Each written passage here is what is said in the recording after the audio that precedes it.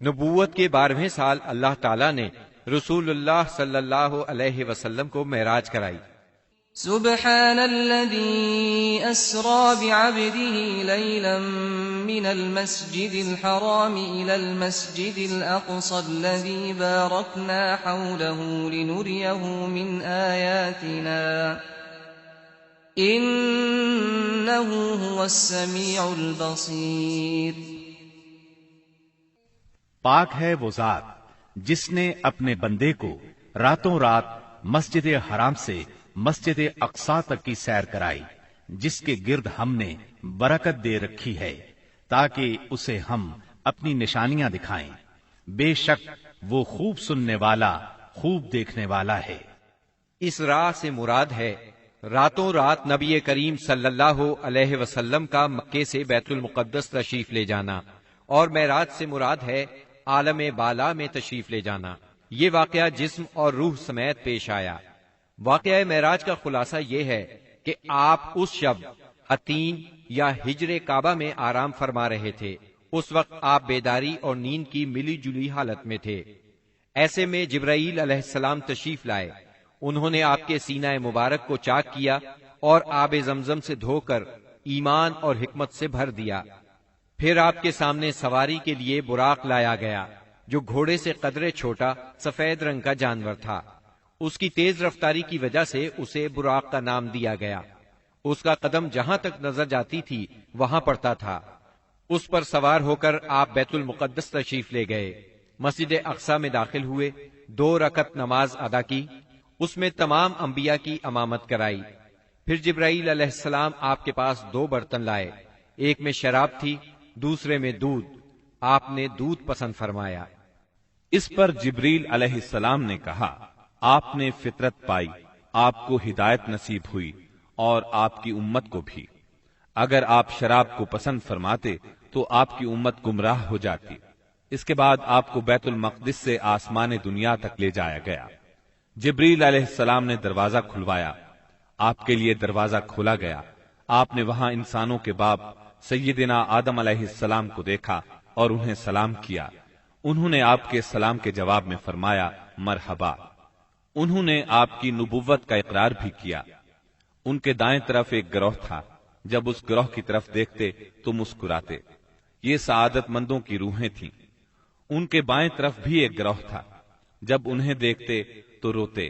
یہ بدبختوں کی روحیں تھیں۔ پھر آپ صلی اللہ علیہ وسلم کو دوسرے آسمان پر لے جایا گیا۔ جبرائیل علیہ السلام نے دروازہ کھلوایا، آپ کے لیے دروازہ کھولا گیا۔ آپ نے اس میں 2 خالازاد بھائیوں یعنی سیدنا عیسیٰ ابن مریم علیہ السلام اور سیدنا یحییٰ علیہ السلام کو دیکھا اور انہیں سلام کیا۔ انہوں نے جواب دیا مرحبا اور آپ کی نبوت کا اقرار کیا۔ پھر تیسرے آسمان پر لے جایا گیا۔ وہاں آپ نے سیدنا یوسف علیہ السلام کو دیکھا۔ انہیں آدھا حسن دیا گیا تھا۔ آپ نے انہیں بھی سلام کیا۔ انہوں نے جواب میں کہا مرحبا۔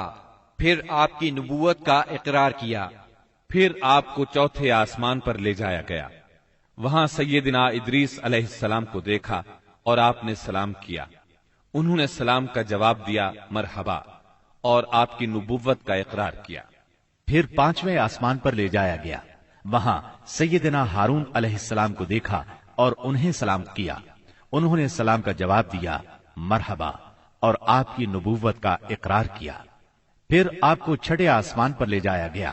وہاں سیدنا موسیٰ بن عمران علیہ السلام سے ملاقات ہوئی۔ آپ نے انہیں سلام کیا۔ انہوں نے جواب میں کہا مرحبا اور آپ کی نبوت کا اقرار کیا۔ اس کے بعد آپ کو 7ویں آسمان پر لے جایا گیا۔ وہاں آپ کی ملاقات ابراہیم علیہ السلام سے ہوئی۔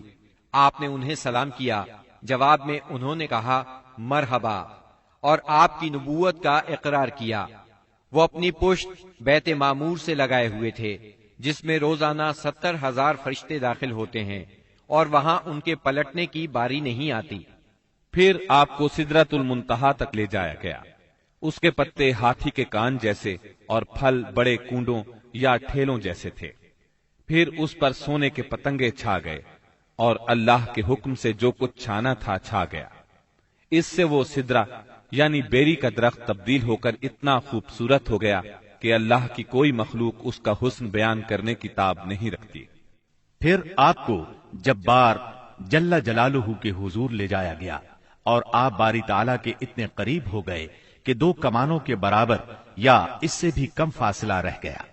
اس وقت اللہ نے آپ پر اور آپ کی امت پر دن رات میں 5 نمازیں فرض فرمائی۔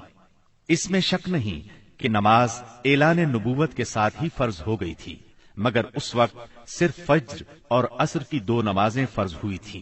چنانچہ آپ بھی 2 نمازیں ادا فرماتے رہے اور مسلمان ہونے والوں کو بھی 2 نمازوں ہی کی تعلیم دیتے رہے، یہاں تک کہ اس موقع پر 5 نمازیں فرض ہوئیں۔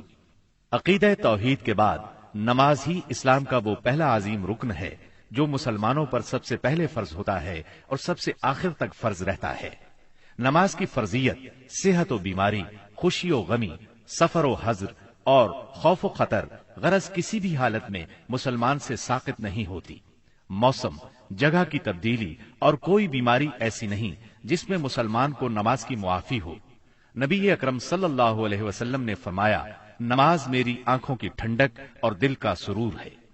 پھر اسی رات نبی صلی اللہ علیہ وسلم مکہ مکرمہ واپس تشریف لے آئے۔ صبح ہوئی اور آپ نے اپنی قوم کو ان بڑی بڑی نشانیوں کی خبر دی جو اللہ جل شانہ نے آپ کو دکھلائی تھی، تو قوم کے جھٹلانے اور تکالیف پہنچانے میں اور زیادہ شدت آ گئی۔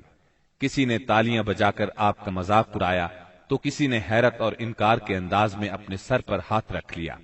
کچھ لوگ ابو بکر صدیق رضی اللہ عنہ کے پاس گئے اور تنزیہ انداز میں بولے، کچھ سنا تمہارے دوست محمد کیا کہہ رہے ہیں؟ سیدنا ابو بکر صدیق رضی اللہ عنہ نے پوچھا، انہوں نے کیا کہا ہے؟ جواب میں انہوں نے وہ سب کچھ دوہرا دیا جو آپ نے بیان فرمایا تھا۔ اس پر سیدنا صدیق اکبر رضی اللہ عنہ نے فرمایا، اگر یہ باتیں آپ نے فرمائی ہیں تو بالکل سچ فرمائی ہیں۔ لوگوں نے کہا، گویا آپ ان کی تصدیق کرتے ہیں۔ جواب میں صدیق اکبر رضی اللہ عنہ نے عجیب بات فرمائی، کہنے لگے، میں تو اس سے بھی دور کی بات پر آپ کی تصدیق کرتا ہوں۔